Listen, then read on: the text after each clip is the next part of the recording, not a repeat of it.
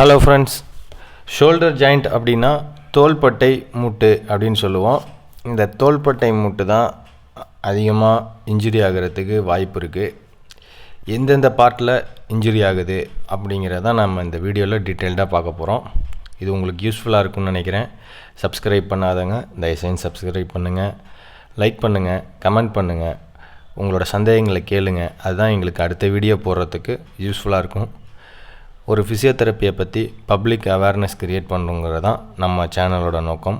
வாங்க கண்டென்ட்டுக்குள்ளே போகலாம். ஃபஸ்ட்டு இந்த பகுதி தான் கை எலும்பு, அதாவது அந்த ஹியூமரஸ்ன்னு சொல்லக்கூடிய போனோட ஹெட்டு. அதோட பார்த்திங்கன்னா இந்த தோள்பட்டை எலும்போட பகுதி வந்து சேர்கிற இடம் தான் ஷோல்டர் ஜாயிண்ட்.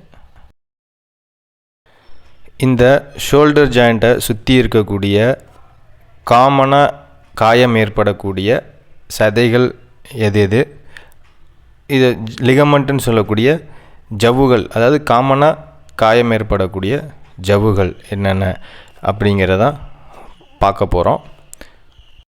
ஷோல்டரில் அடிபடும்போது நமக்கு இந்த சதைகள், அதாவது இப்போ இந்த சதைகள் தான் மேக்ஸிமம் ரொம்ப காமனாக காயம் ஏற்படும். இதை வந்து ரொட்டேட்டர் கஃப் இன்ஜுரி அப்படின்னு சொல்லுவாங்க. சம்டைம்ஸ் இது கிழிஞ்சிருச்சுன்னா ரொட்டேட்டர் கஃப் டியர் அப்படின்னு சொல்லுவாங்க.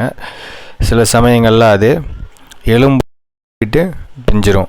ஸோ அதை ரொட்டேட்டர் கஃப் அவல்ஷன் இன்ஜுரி அந்த மாதிரி டேர்ம்லலாம் சொல்லுவாங்க. ஸோ இதுக்கு வந்து நம்ம இமீடியட்டாக ரெஸ்ட்டு தான் நம்ம ட்ரீட்மெண்ட்டை கொடுக்கணும். அதுக்கப்புறம் வந்து பார்த்திங்கன்னா வேறு சில சதைகள்லையும் காயம் ஏற்படலாம். பட் இந்த ரொட்டேட்டர் கஃப் இன்ஜுரிங்கிறது வெரி காமன். அடுத்ததாக தோள்பட்டையை சுற்றிலும் இருக்கக்கூடிய ஜவ்வில் ஏற்படக்கூடிய பிரச்சனைகளை பார்க்குறோம். இந்த ஆரோ போட்டிருக்க எல்லாமே வெள்ளையாக இருக்கிறது ஜவ்வுகள் தான். ஸோ வரிசையாக பாருங்கள். அடுத்தது வந்து இன்னும் சில ஜவ்வுகள்லாம் இருக்குது. இந்த மாதிரியான ஆரோ காட்டியிருக்க ஜவ்வுகள் எல்லாமே ரொம்ப காமனாக நமக்கு ஒரு காயம் ஏற்படும் போது இல்லை ஃபோர்ஸ் ஆக்ட் ஆகும்போது இன்ஜுரி ஆகும். அடுத்ததாக நம்ம பார்க்குறது தோள்பட்டை இறுக்கம் அப்படின்னு சொல்லக்கூடிய ஒரு ப்ராப்ளம். இந்த தோள்பட்டை இறுக்கம்ங்கிறது வெரி காமன். இப்போ தோள்பட்டையில் சதைகள் காயம் இல்லை ஜவ்வுகள் காயம் ஏற்பட்டாலும் இல்லை எலும்பில் காயம் ஏற்பட்டாலும் நம்ம கொஞ்ச நாளைக்கு அசையாமல் வச்சுருப்போம் ஸ்டெபிலைசேஷன் பீரியடு. அந்த சுச்சுவேஷன்லையும் இந்த தோள்பட்டை இறுக்கம் ஏற்படும். இல்லை எந்த காரணமும் இல்லாமல் தானாகவே கூட தோள்பட்டை இறுக்கம் ஏற்படலாம். இந்த தோள்பட்டை இறுக்கம் ஏற்படும் போது என்ன நடக்குது அப்படிங்கிறதான் இப்போ பார்க்குறோம். இந்த தோள்பட்டை இறுக்கம் எப்போ ஏற்படும்னா, இந்த ஜாயிண்ட் கேப்சூல், அதாவது இந்த ஆரோவில் காட்டியிருக்கோம் இல்லையா, வெள்ளையாக இருக்குது, இது வந்து ஒரு உரம் மாதிரி அந்த ஜாயிண்ட்டை சுற்றி இருக்கும்.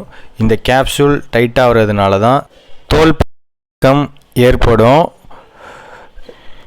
இப்போ தான் தோள்பட்டை இறுக்கம் ஏற்பட்டதுக்கப்புறம் உள்ளே எப்படி மாற்றம் ஏற்பட்டிருக்குன்னு பார்க்குறீங்க.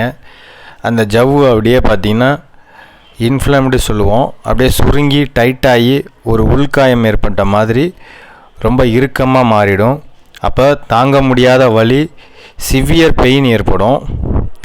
ஸோ இது வந்து சுற்றி இருக்க சதை ஜவ்வு எல்லாத்தையுமே டைட் பண்ணும். அதனால தான் இம்ப்ரூவ்மெண்ட்டும் நமக்கு ரொம்ப லேட் ஆகுறது. ஸோ இந்த வீடியோ உங்களுக்கு யூஸ்ஃபுல்லாக இருக்கும்னு நினைக்கிறேன். இந்த வீடியோ உங்களுக்கு யூஸ்ஃபுல்லாக இருக்குது அப்படின்னா நீங்கள் மற்றவங்களுக்கு ஷேர் பண்ணுங்கள். இந்த தோள்பட்டை சம்மந்தமாக பிரச்சனையில் ஏதாவது உங்களுக்கு வேறு எதுவும் டவுட் இருந்தாலும் எனக்கு நம்பர் கால் பண்ணுங்கள், மெசேஜ் பண்ணுங்கள். நான் உங்களுக்கு உங்கள் சந்தேகத்தை கிளியர் பண்ணுறேன். ஸோ தொடர்ந்து நம்ம சேனலை சப்ஸ்கிரைப் பண்ணாமல் பார்த்துக்கிட்டு இருக்கோங்க.